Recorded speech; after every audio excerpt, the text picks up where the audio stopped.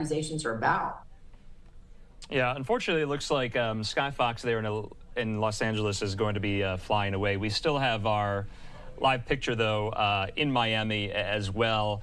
What's the coordination and cooperation like now that this is looking like a bi-coastal operation and investigation? How hard is it, Nicole, to get everyone on the same page, to get everyone on board with this is what we're looking for, this, maybe who we need to question, who we need to detain? Is that a very heavy lift, so to speak?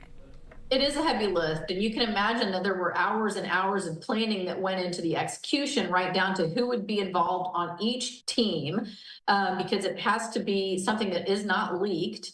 It is coordinated as to timing, and you have two completely different time zones.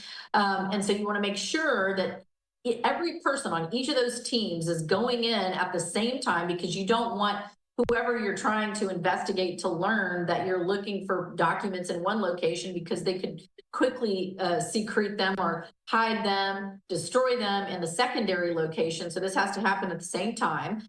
It also is best if it happens at the same time, because you don't want witnesses talking to each other about what the other one said, but coordinate.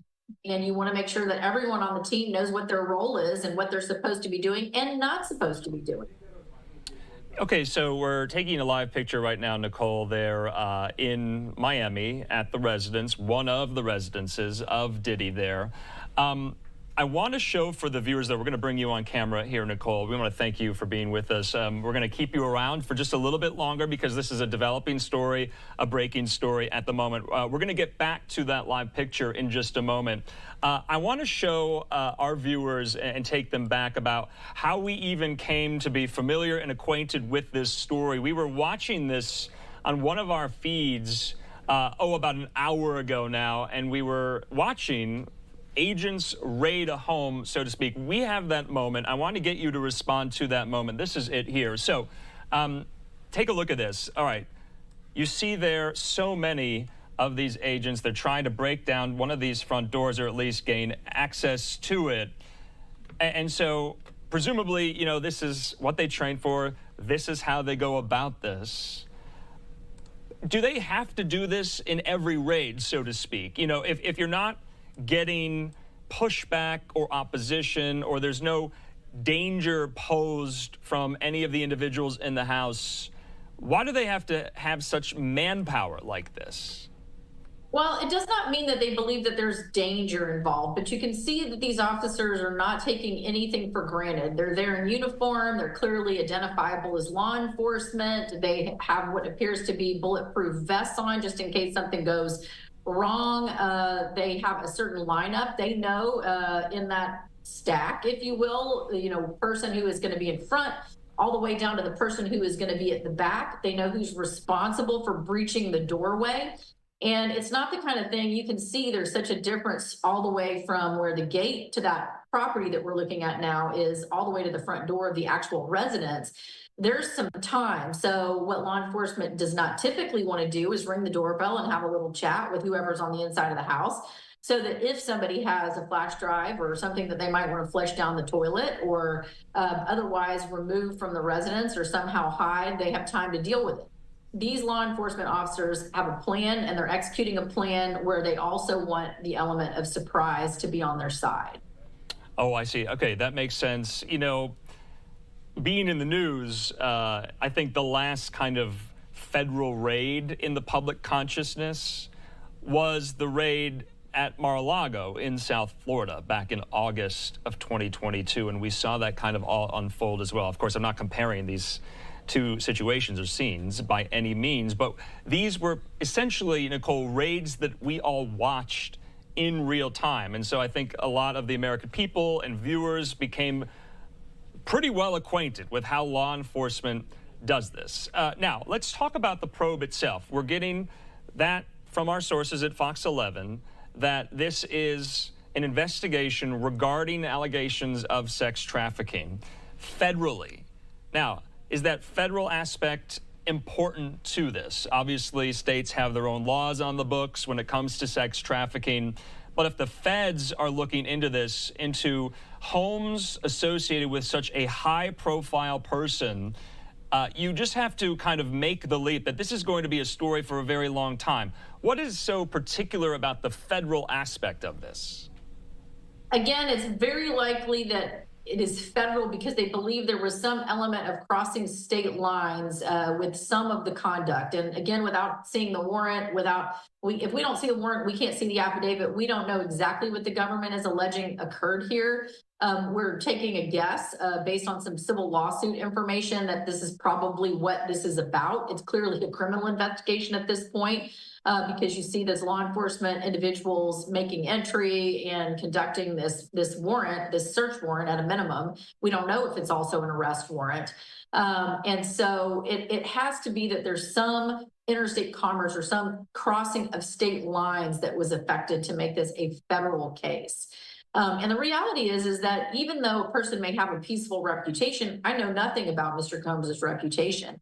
Law enforcement needs to go in as if the situation could turn violent at any time, because these types of allegations are incredibly serious. Somebody who is ultimately arrested for human trafficking could very well, depending on the charges, go to prison for the rest of their lives. And that's a desperate corner for individuals to be in, and even people who might otherwise not have had a history of any sort of violent reaction. Law enforcement has to be prepared for the unexpected. And so that's what you're seeing here. You know, Nicole, I was using some of the history and context of what Diddy has gone through over the last 3 months to kind of bring into this story a little bit. And, you know, we don't want to jump to conclusions or you know, draw connections that aren't there. But he has suffered a lot of legal drama, so to speak, over the last 3 months. You know, almost like weekly, allegations being made, lawsuits being filed against him for allegations, Nicole, that go back to the early to late 90s. And we mentioned that a lot of states now have some of these laws on the books where they open a window of time, say a year, and victims can come forward no matter the statute of limitations. Do you think we could possibly be seeing that be taken advantage of, any laws like that in a case like this? Well, it depends on if the government believes that there was some kind of a conspiracy to continue with human trafficking, or essentially to bring people into compelled prostitution. If they believe that there is an ongoing conspiracy, for example, among people to do this, you know, and there's evidence at either of these Combs residents of that thing that they're accusing them of over the long term, it can tack back in time that way. So in other words, if, you know, the conspiracy they're alleging is still ongoing this last year, and I don't know what they're alleging, because again, we haven't seen any documentation of that, but they could say, well, it's the same conspiracy that's been ongoing for 20 plus years. And so, you know, that would mean that potentially, although there would definitely be arguments in court, that they could say, well, this is the same conspiracy. It was going on as of yesterday. And for that reason, we believe that we are going to be able to continue to prosecute no matter how old some of the initial complainants in the conspiracy were at the time. So those could be 20 years old. I mean, these cases are incredibly burdensome for a defense team. They're expensive, they're enormously stressful. I mean, if you can imagine also, you know, he's presumed innocent. It is presumed that he's done absolutely nothing wrong, which is really a hard thing for us to imagine watching what we're watching right now on camera. And for a defendant accused in a case of this nature, you know, especially with so much time potentially being at issue for witnesses to make claims, it's almost like having to prove a negative that it didn't happen, even though that's not what our Constitution or criminal court rules require. So, of course, we don't want to get ahead of ourselves, but you are saying the very fact that these homes affiliated with Diddy are being raided in this fashion, it would be hard to, you know, down the line, you would be surprised, so to speak, if Diddy wasn't somewhat implicated in that. That's what my line of questioning is to you.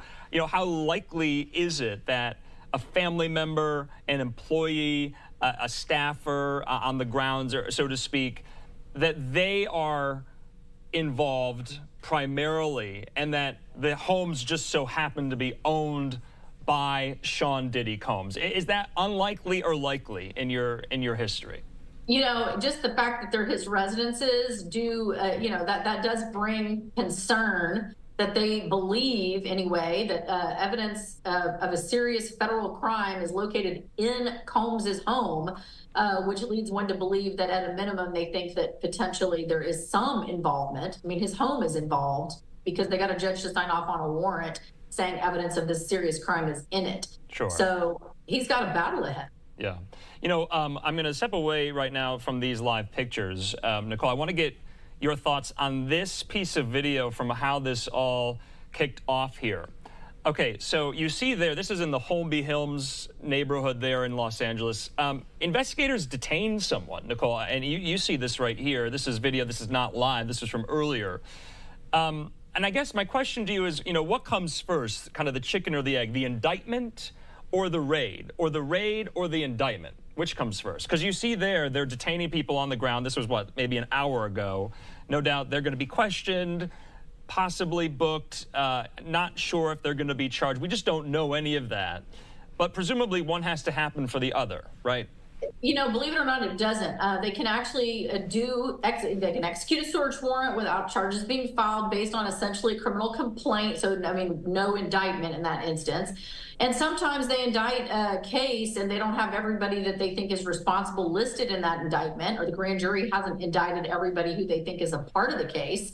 And so, just because you're seeing people on TV right now who are, being arrested, searched, handcuffed, detained, set aside, doesn't mean that they're criminal defendants or criminal suspects. It could very well be that those are witnesses that were watching them secure. Okay. So there's no way to know yet, who is being charged, if there has been a charge. And sometimes indictments have been issued but are sealed and have to be unsealed by a federal judge so that we know what are the charges. Yeah. All right. Let's go back out live to the pictures we have there, both in Los Angeles and in Miami. Nicole DeBoard with us here on the phone. Can't thank you enough. This has been really invaluable for helping us make sense of this. But if you're Diddy's legal team right now, they've been working overtime for the last, 3-4 months in unrelated cases. Now I would imagine that, their year has gotten so much more difficult. What lies ahead for them? How much harder is their job going to be, depending on whatever the charges are, whoever the defendants may be going forward? They're just going to have a massive amount of information to sift through, and that's if the government gives it to them. So the government first is going to get all of this information, and this can get really complicated for the legal team. So, up until this morning, when all of these raids started, the legal team had access to, if they wanted to go to Mr. Combs and say, I would like to see what you have on this computer. He could go to his computer and he could get it.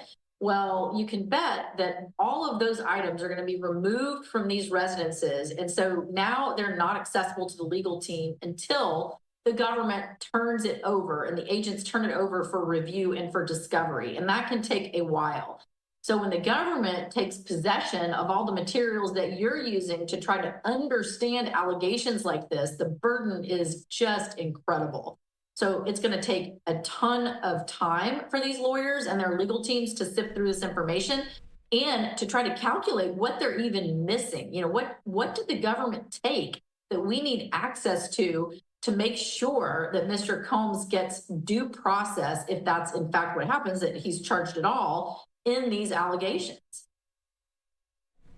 Yeah, and Nicole, like I said, we can't thank you enough. But these are really incredible scenes that we are seeing, not just one, but two federal raids happening in real time as we speak. So I think that is, somewhat significant in the nature of this story and the possible high-profile would-be defendant. And you see there in Los Angeles, look at all of those investigators going up the driveway there in the mansion. And so we'll just have to wait and see, but hopefully we'll get some type of statement from Sean Combs, from his legal team, from his representatives there.